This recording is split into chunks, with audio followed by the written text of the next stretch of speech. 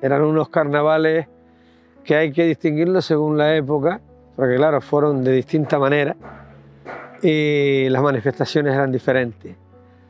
No quepa duda que hasta mediados de siglo, o sea, a principios de siglo y tal, pues los carnavales se basaban sobre todo en fiestas de disfraces, de máscaras, y lo más importante eran pues pequeños grupos, más o menos, de carácter lírico, de carácter musical sobre todo, y que aprovechaban los carnavales para ponerse sus mejores galas, nunca mejor dicho. Pero era un carnaval humilde, pero con ingenio, ¿no? Digo humilde porque no habían los medios que existen hoy, pero ingenioso porque de cualquier cosa se hacía un disfraz. Y antes de fin de año también habían ya bailes o encuentros carnavaleros. La gente salía a la calle ataviada con alguna que otra indumentaria carnavalesca. Pero desde luego cuando empieza el carnaval, digamos, a ser más ingenioso es cuando estuvo prohibido. Si fue una fecha que después del 39 hasta bien pasados los 70 o los principios de los 70 los carnavales estaban totalmente prohibidos. ¿Qué ocurría? Que yo recuerdo con bastante añoranza que en San Sebastián de la Gomera siempre existió que a la primera hora de la mañana la gente se pintaban, los niños a las niñas, solía ser con añil. Añil era una pequeña ruedita de detergente azul que al mojarlo en agua y meterlo en una muñeca de trapo, o sea, hacer un pequeño rodillo de trapo y mojarlo apenas en el agua, pues pintaba en azul. Un azul que después desaparecía con agua también, ¿no? Eso era hasta las 12 del mediodía, se pintaba con añil. Y a partir de las 12 ya se empolvaba. Ellos eran parranderos, nos sacaban, como digo yo, nos echaban millo. Entonces, de una manera u otra participábamos, bien sea con el polvo y la harina, como decíamos, no con el huevo, que el huevo no se tiraba. Yo no sé por dónde han sacado los huevos los rellenábamos de harina. Y después teníamos sitios donde reunirnos, que bueno, era el famoso aquel desfile que se hacía, que eso llamaba la atención, o las actuaciones en aquella época, bueno, eran otras épocas. Claro que empolvar, cuando hacemos empolvar, eran polvos talcos, los tenían los pudientes, porque eran muy caros.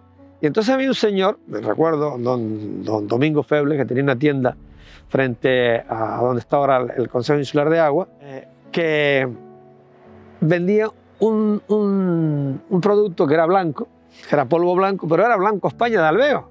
Y los chiquillos jóvenes pues comprábamos lo que podíamos, blanco España de Alveo, para empolvar a las niñas. En este caso era como una batalla entre los niños y las niñas, más los niños a las niñas que viceversa, ¿no?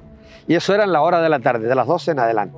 Cuando era carnaval no legal, en el que íbamos por la calle celebrando desde, si era de pequeño, de joven, primero por la mañana el carnaval del añil, como es tradicional, entonces hasta las 2 de la tarde. A partir de las 2 ya se jugaba con los polvos.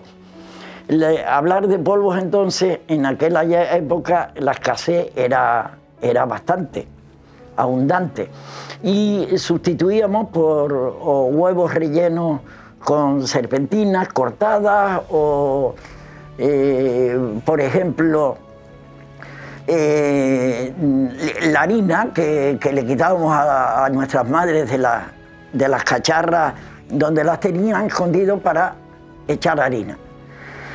Pues bien, como estaba prohibido, y estaban prohibidos los carnavales, estaban prohibidos pintar, los niños podían romper quizás esa norma, pero los mayores era totalmente prohibido. Entonces, las personas, digamos, funcionarias del ayuntamiento, del antiguo cabildo, tal, pues salían al aperitivo el sábado al mediodía al kiosco. Era un kiosco ortogonal que había en la plaza donde ahora está el kiosco actual, en la Plaza de la Constitución. Bueno, pues allí precisamente era el alcalde, era el concejal o era el vicepresidente del cabildo, los que se reunían a esa tertulia porque no tenían poder económico para, digamos, hacer esos aperitivos. Y ya allí ellos mismos conseguían un paquete de talco y se empolvaban y empezaban a empolvar. ¿Qué quería decir? Que cuando ellos ya, que eran los representantes de la norma, la rompían, el pueblo llegaba el sábado en la tarde y ya salía a la calle despelotado, por decirlo de alguna manera, pues celebrando su carnaval, a su forma su carnaval. Personajes que yo recuerde de aquella época, pues aparte de don Jesús Illada, que llegó a formar las primeras, digamos, rondallas que salían a la calle a cantar con chicas, niñas y niños, sobre todo niñas de 12, 13, 14 años, y los músicos, parte de los músicos de esa banda, fue la rondalla del Junonia, que esa rondalla hizo posible que don Jesús desempolvara su memoria musical o su ingenio musical y compusiera un montón de canciones dedicadas pues a la crítica, digamos, velada, porque no se podía hacer más cosas, con algunas de las cancioncillas que él tenía, poniéndole una letra especial. O sea, que era la rondalla se convertía en un adelanto de lo que luego fueron las murgas, ¿no? Pero claro, con música, con chicas ataviadas, bailaban en la calle una especial coreografía.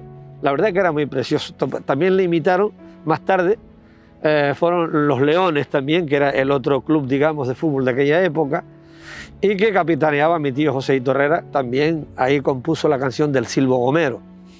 Personaje también que yo recuerdo mucho es un señor que se llamaba Cándido Herrera, le decíamos amigablemente o de manera familiar Cándido Licio, ¿no?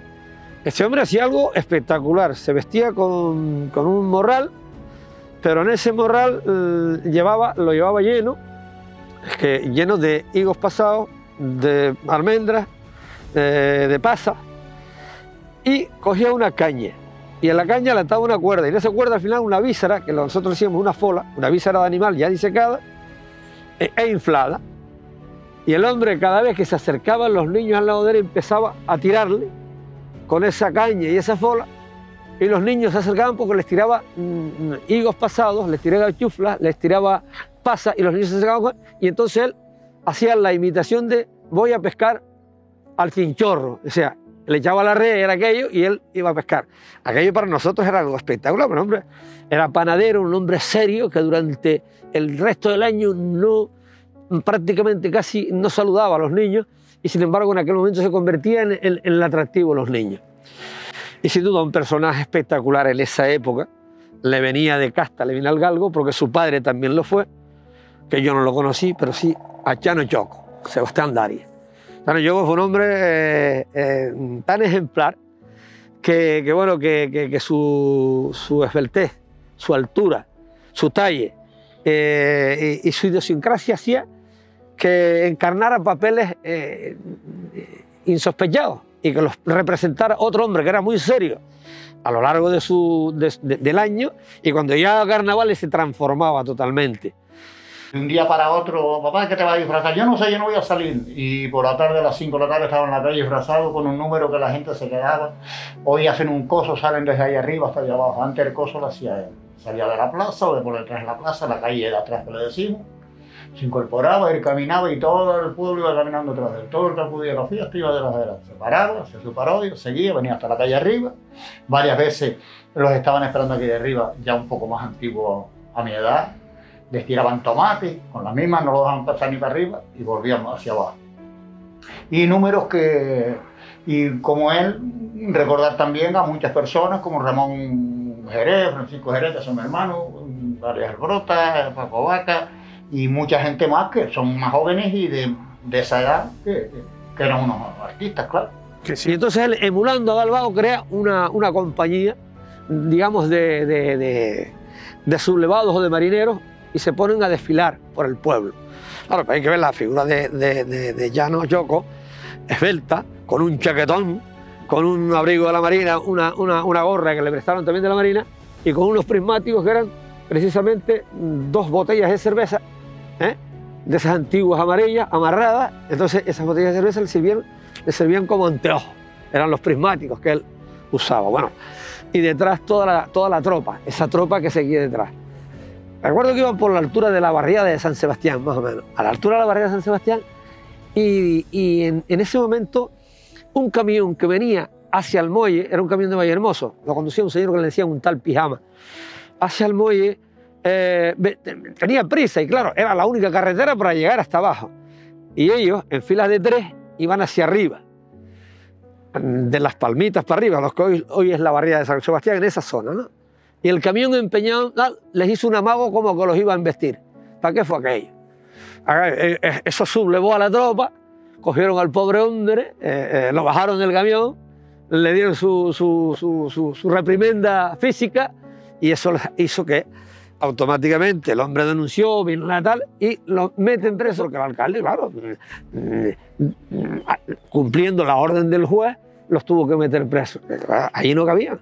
Y entonces lo que se pasaron fue los carnavales en todo aquel entorno, comiendo, bebiendo, total, que la gente se desplazaba, porque las mujeres iban a verlo, se desplazaban hasta allí y la fiesta fue entonces dentro del mercado municipal, porque a Llano Choco lo secuestraron durante, el secuestro duró apenas 1 o 2 días. Iban todos enfilados y venía un camión de Hermigua, un señor que venía cargado de Hermigua y tenía que coger el barco.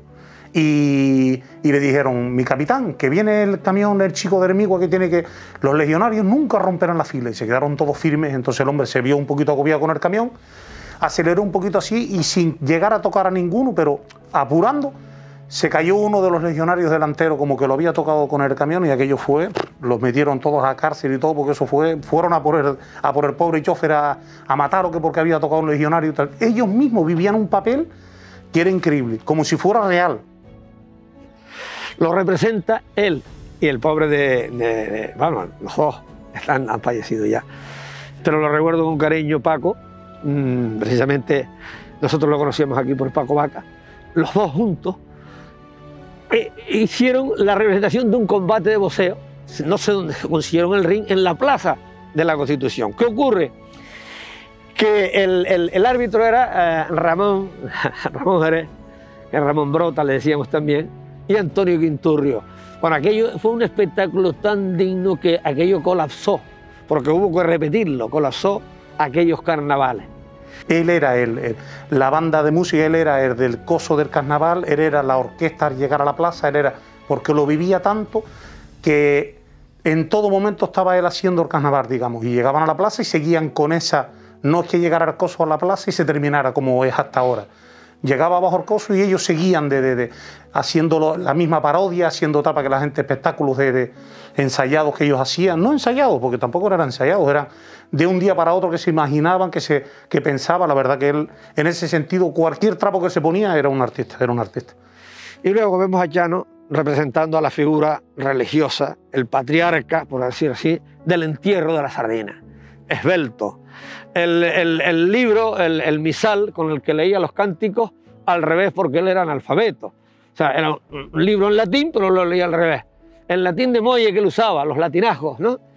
Y luego aquel cántico, la sardina se murió, oh, y la fueron a enterrar, 25 palanquines, un cura y un sacristán. Eran unos carnavales atípicos, es decir, era lo poquito que tenían y era lo que podían disfrutar y lo que ellos daban de sí al 100% en el carnaval, lo que se vivía. Se disfrazaban desde las 2, las 3 de la tarde y salían a la calle y era un carnaval que todo el mundo se implicaba, no un carnaval como el de día de hoy.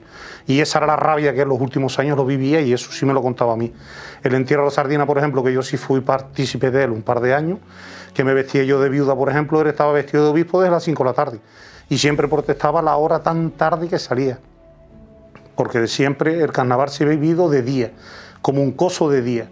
No el típico baile de noche y la típica fiesta de noche, sino el carnaval se hacía desde media tarde hasta las 12, la 1, las 11, que se terminaba en sí, cuando la gente ya estaba derrotada.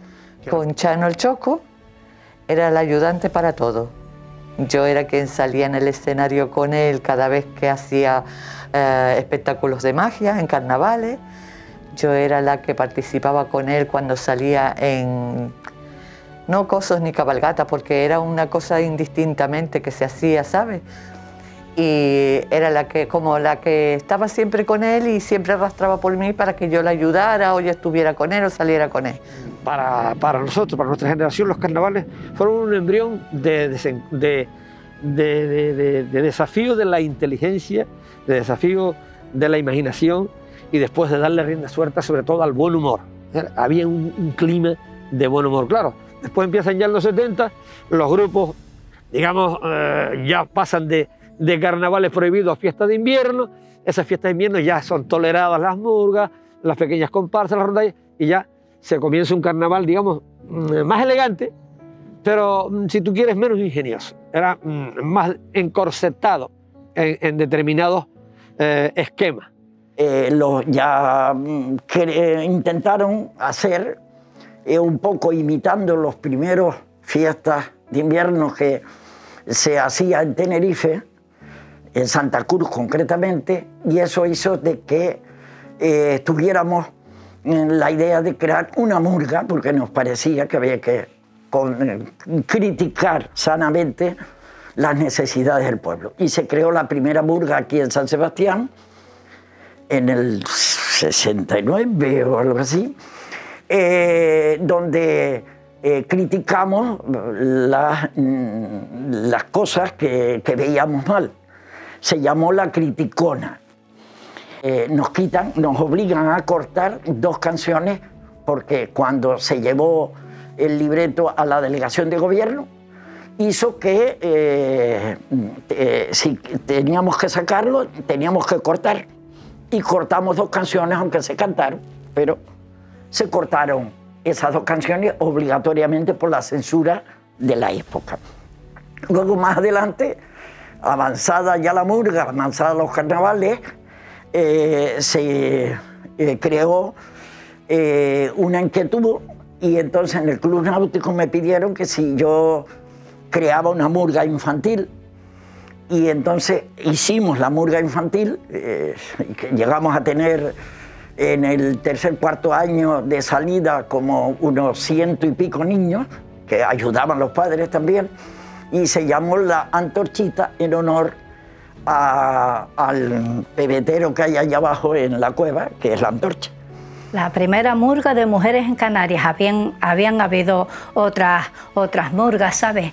En Arafo hubo una murga de mujeres, pero después de la mía sí hubo otra en Las Palmas. Y ahí fue donde empezaron ya las murgas de mujeres, pero la mía fue la primera murga de mujeres en toda Canarias. Entonces empezaron las chicas a hablar y tal, pues yo estaba casada ya, tenía mis 3 hijos. Ay, ¿por qué no hacemos una murga de mujeres? Y sobre el 83, 82, 83, 84 más, no. Creo que fue por esa fecha. Entonces nos organizamos e hicimos una murga de mujeres. Y ensayábamos en el antiguo mercado. Estuve como 15 años, 12, 15 años con la murga de mujeres.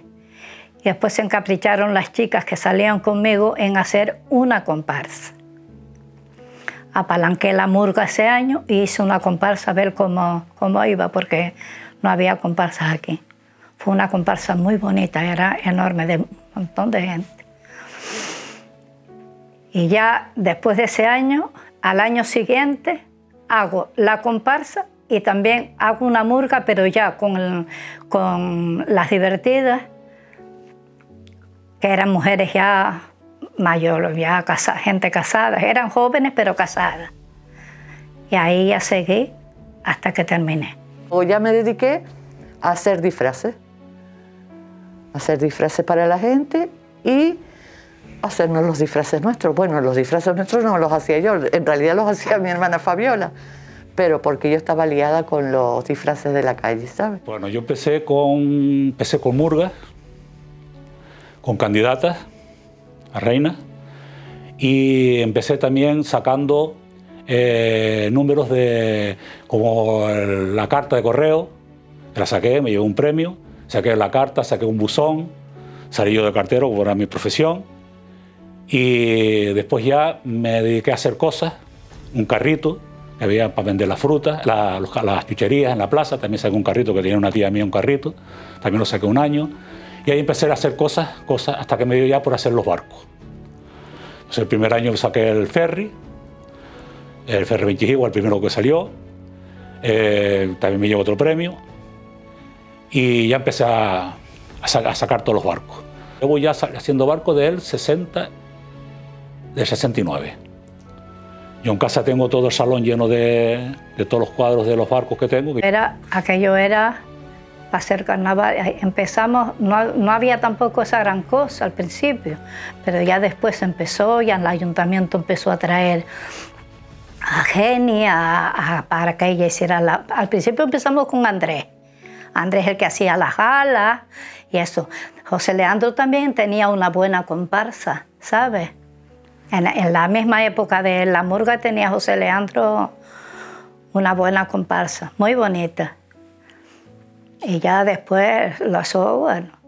Yo, la verdad es que mucho, como los niños eran pequeños, mucho no podía disfrutar, pero bueno, me vestía de máscara por la noche cuando los dejaba durmiendo. Es que lo vivíamos. Nosotros nos pasábamos la noche entera, si no cosiendo, pegando, y las que cosían, cosían, los que pegábamos, pegábamos, pero sacábamos algo y bueno, y eso, hombre, yo recuerdo de haber un coso enorme y de los chidos, de Sara y mío, con agrupaciones infantiles, agrupaciones adultas, carros, o sea que de verdad que, bueno, cantidad. El carnaval de aquí, venían los del Migua, venían los de Agulo, venían... No, a veces, sí, es verdad, habían piques. Eso era, vamos, inevitable. Pero bueno, dentro de esos piques estaba ya contemplado el divertirse, porque después salíamos de allí muertos de risa y todos, como dice el otro, nos abrazamos. La confección de los trajes, te vuelvo a repetir, era un poco más casero, más cardero, como digo yo, más potejito. Que no eran ollas express, eran diferentes los trajes. Ahora, cualquiera que quería, como digo yo, pues mira, aportar su granito de arena, pues lo aportaba. Eran grupos y gente que te voy a decir yo, hombre, no eran diseñadores, pero era gente que trabajaba y que conseguía coser, entonces ellos. Y por primera vez hice yo la gala de carnaval en San Sebastián, en el año 86. Porque aquí no venía nadie a hacerla. Después de eso ya tuvieron que venir los demás también por narices, oiga. Si lo hace un tío, un aficionado, lo hace eso y se vio en todo San Sebastián, ¿por qué no se hace también la de San Sebastián? Pero el sonido que yo tenía, son 2 altavoces grandes que yo tenía, lo ponía allí y entonces se me ocurre después poner un transmisor abajo y otro arriba en distintas frecuencias. Salía por un lado y por ese canal mandé la señal para abajo. Pues tenía que desconectar la otra para que se viera, para que todo el mundo lo viera. Y se vio por todo San Sebastián y después salió en el periódico. Eso fue, ahí lo tienes tú, la gala del carnaval del año 86. Si quieres, ahí lo tienes. Eso no... Se lo tengo yo ahí como rompaño, y siempre se está pegado ahí. Y entonces esa tarde decidimos montar un grupito, porque era un tiempo previo a los carnavales, y montar un grupito para participar en el carnaval. Eso fue en el año 86. Entonces, nada, en principio éramos como 10 o 15 personas, y la cosa fue aumentando a lo largo de los años. Estuvimos 7 años, si no recuerdo mal, u 8, y la rondalla llegó a 60 personas. Entonces, para nosotros, yo por lo menos, para mí era un disfrute absoluto. El carnaval, los días que estábamos, que nos reuníamos, independientemente de las actuaciones que hiciéramos y eso, cuando terminamos de actuar, que nos reuníamos, pues hacíamos una carroza también, participábamos como rondalla y participábamos con carroza. Entonces siempre nos reuníamos al terminar de cada cabalgata. Y las hacíamos ese mismo día, ¿eh? No creas tú que las parodias eran preparadas de semana y nada. Y después de verdad que empecé a salir más solo en las parodias y tal, porque es más difícil, siempre con más gente y tal. Pero en el cine hicimos unas parodias muy guapas, la verdad, con el Canario, con un primo de mi madre, que el padre Cáncete, se parecía al príncipe Carlos de Inglaterra y que la noche fue, me acuerdo que al día siguiente todo el mundo pasaba por la peluquería a decirnos de la parodia. Quedábamos a una hora a ensayar, normalmente siempre ensayábamos un poquito más tarde, agradecer sobre todo a los vecinos que estaban ahí alrededor con ese batería, congas, eso, y la verdad que son muchos años, son muchos años. Yo por lo menos lo he vivido y espero seguir viviéndolo. Sí, cuesta lo suyo. Sí, sí. Cuando no, el año que no está, pues lo extrañas un montón, lo extrañas. Yo siempre he dicho, el año que viene no salgo, pero para mí es muy difícil, ¿sabes? Bueno, pues la murga Tronchi Ponchi Monchi se creó en esas noches frías de invierno donde no había nada que hacer y un grupo de amigas nos reuníamos para ver en qué matar el tiempo y decidimos formar la murga. Los inicios fueron muy complicados porque no teníamos absolutamente nada. Entonces, y nadie venía de familia de murgueros ni nada de eso, con lo cual inicialmente la murga estaba compuesta por 25 personas. Siempre quería entrar mucha más gente, pero cuanta más gente, más complicado era pues, conseguir una costurera que te hiciera muchos más disfraces, el espacio también del local de ensayo y todo eso, con lo cual siempre digamos que nos poníamos un tope de 25 o 30 personas. Solo comenzamos con 20 y en el último teníamos 31. Era nuestro 7º año en el carnaval y teníamos 31. Aquí es difícil porque compaginar el trabajo sobre todo por eso, por las noches de ensayo, nos acostábamos muy tarde. Aparte que también porque somos muy noveleros, que nos quedamos hablando un ratito y pasándolo bien. Pero es difícil compaginarlo, sobre todo hay muchos que tienen niños pequeños, que ya después los llevan, pero al principio se les hace un poco cuesta arriba. Pero bueno, era una de las que estábamos aquí en el último año, era de las más que teníamos. Bueno, yo soy la costurera de la Murga Las Guasonas. Pues cosía, hacía el diseño, antes que nada hacía el diseño, lo cosía, lo diseñaba, lo pegaba, me volvía loca. También saqué la murga infantil de los guasoncitos, los ensayé un par de días, me ayudó Siri, la verdad que gracias a él. Extraña mucho lo que es los ensayos, los amigos, pasar un rato, divertirse, llegar a casa a las tantas. Todo eso pues se extraña mucho, la verdad. Espero que el año que viene pues volvamos a salir otra vez.